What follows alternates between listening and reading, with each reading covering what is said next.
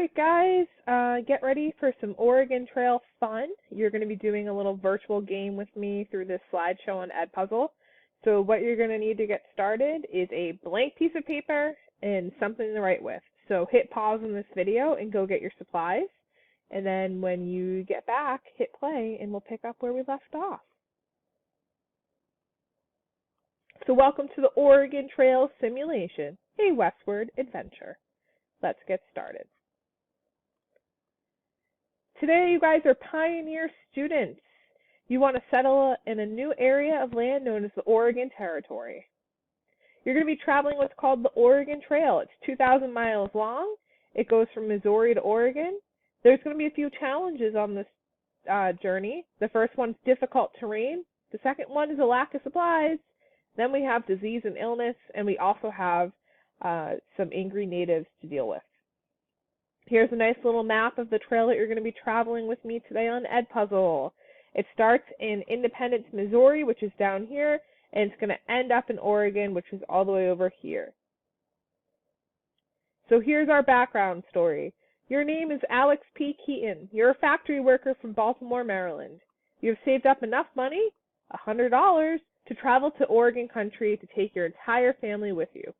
You know that 1 out of every 10 people die on the Oregon Trail, but you want to travel it anyway. You desire your own land for you and your family. Your adventure begins in Independence, Missouri, where you have bought wagons and are ready to travel west. Your goal is to reach Oregon alive, but before the winter season begins. So here's where that piece of paper that you have comes in handy. I need you to number it 1 through 12, and then put a spot for the total down below. And this will make sense in a second. And you need something to write with, so make sure you have it. So hit pause, get your paper set up, and when you're ready to go again, hit play. So we first have to discuss your travel power. First things first, you need an animal to pull your covered wagon. Which do you choose?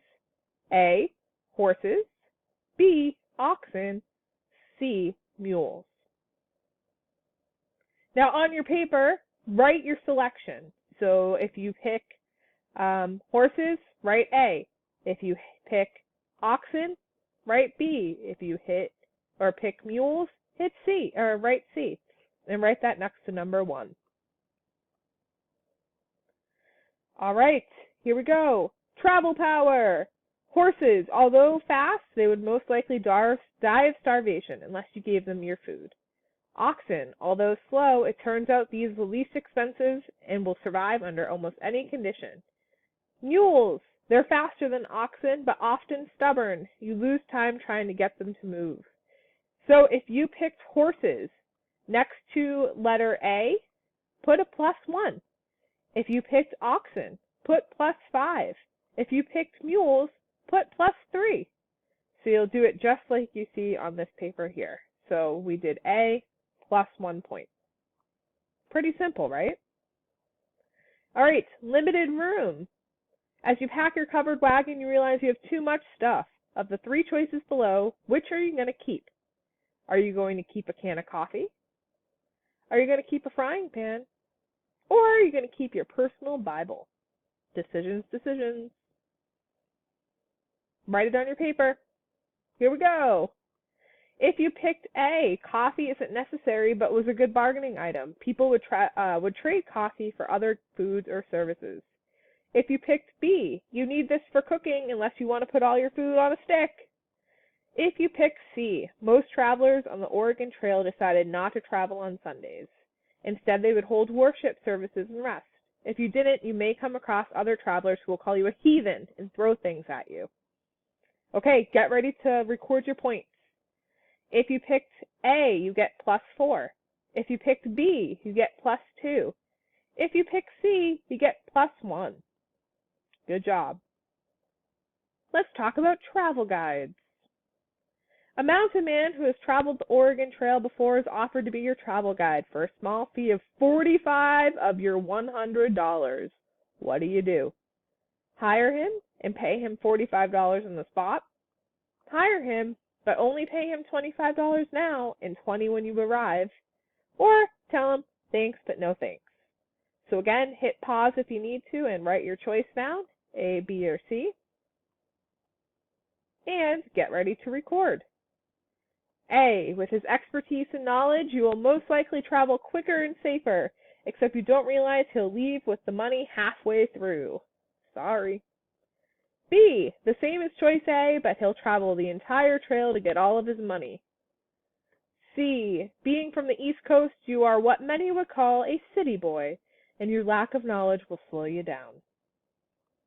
If you picked A, you get 2 points. If you picked B, you get 5 points. If you picked C, you get 0. Ooh, we've reached a river branch. The Kansas River. You've approached the Kansas River. The river is 200 yards wide with often rapid and deep currents. What will you do next?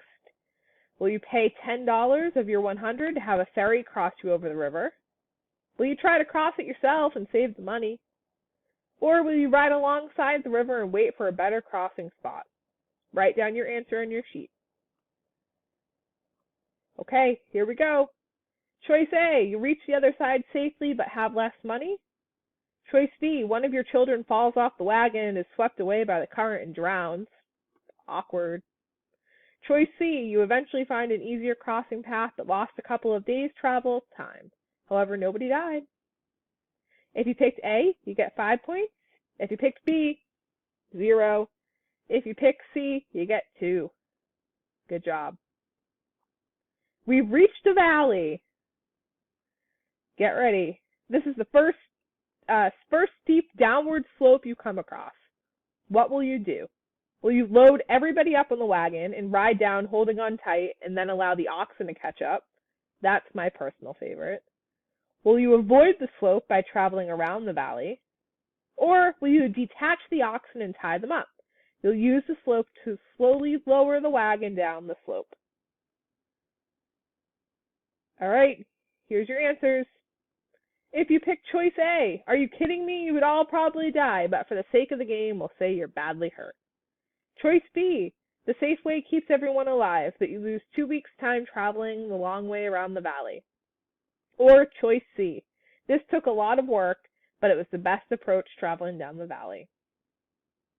If you picked A, like I would have, you get 0 points.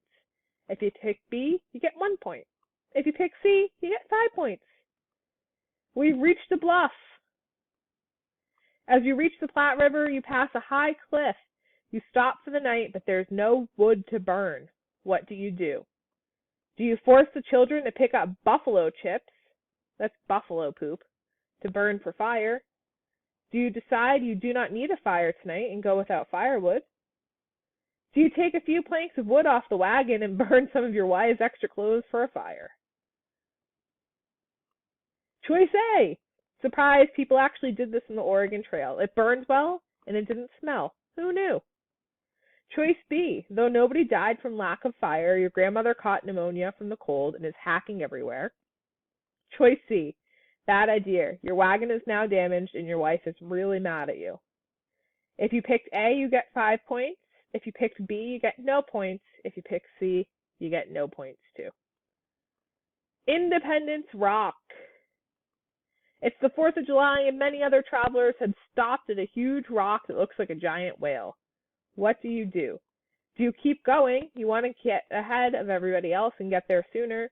Do you stop and join in the celebration for 2 or 3 days? Or do you stop and join the celebration for a week? If you picked A, your entire family becomes mad at you and forces you to turn around. You lose a lot of time having to backtrack. If you pick B, the family's happy after patriotic singing, dancing, and picnic lunches. Bonus, you did not stay too long. If you pick C, it was fun, but you stayed too long. Your brother became drunken and picked a fight with a guy twice his size. Bad idea. He's beat up and cannot help steer the animals. A, you get minus 2 points. B, you get plus 5 points. C, you get minus 3 points. You've reached South Pass. As you cross the Continental Divide, your brother-in-law is suddenly ill. You believe he may have cholera. What do? Do you take a short detour to Fort Bridger where they may be able to help him? Do you leave him on the side of the trail to die? You don't want anybody else to get sick. Or do you stop and wait for him to either get better or die of the illness? If you picked A, there turns out there's no disease or no cure for cholera. He not only dies, but two of your cousins get sick and die too. B, sadly, this is the best option. Nobody gets sick and you don't lose any time. He probably didn't suffer for too long. C, he died the next day, but as you waited, looters robbed your campsite at night and stole food and supplies.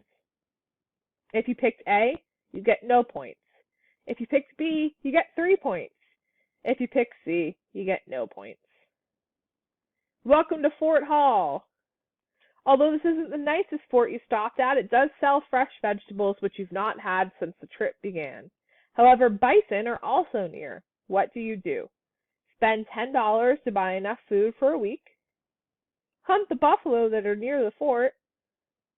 Buy vegetables and hunt buffalo. Choice A. You now have enough food for a week until you reach another outpost or hunting ground. Choice B. You now have plenty of food but can only eat it that night, otherwise the meat would go bad and you'd get sick. Or choice C. This seems very smart, but it takes a while to do both and turns out you don't have enough room to carry everything. Choice A. You get plus 5 points. B. plus 3. C. plus 1. So everyone gets points on this one. You've reached another valley. As you're getting closer, you come across a beautifully lush valley with berries everywhere. What do you do? Choice A, forget the berries and keep traveling. Choice B, slow down and have the children pick berries, but don't stop in the valley. C, spend several days picking fruit and resting. A, not needing any berries, you didn't need to waste any time. B, the children did not know poison berries from healthy ones. Because you were in a rush to keep going, many of your family are sick. Your great Aunt Ethel even dies. Sorry, Aunt Ethel. C, the berries and rest were enjoyable, but you lost time and were caught in a storm with no protection in the valley. If you picked A, you get 5 points. If you pick B, you get no points. If you pick C, you get 2 points. Barlow Road. You can use the road through the valley, but you pay a $5 toll or pay a boatman $10 and raft down the Columbia River. What do you do? Do you take the Barlow toll road in the valley?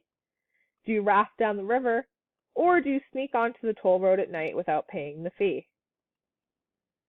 If you picked A, the road turns out to be dangerous and plunges down cliffs. You slow your wagon by wrapping rope around trees to gently guide it down the steep incline.